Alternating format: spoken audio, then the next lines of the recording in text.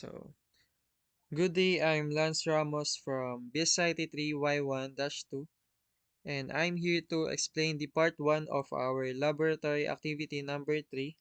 So, dito is gagamit tayo ng input function para hingin ang year, and int function naman para ma-convert ang number na ilalagay natin into integer or whole number.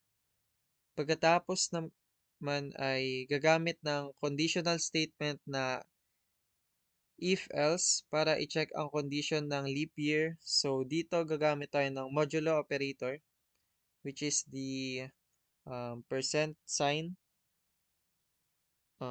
So, halimbawa dito is yung year modulo for comparison 0 ay tumitingin kung ang taon ay eksaktong mahahati sa 4. Ibig sabihin ang remainder ay 0.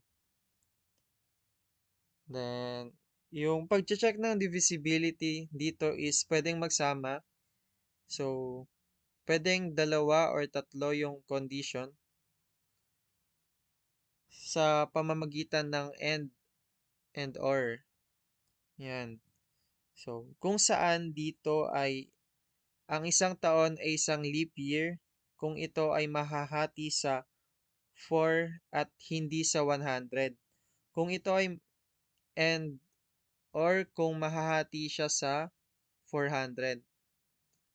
Yan.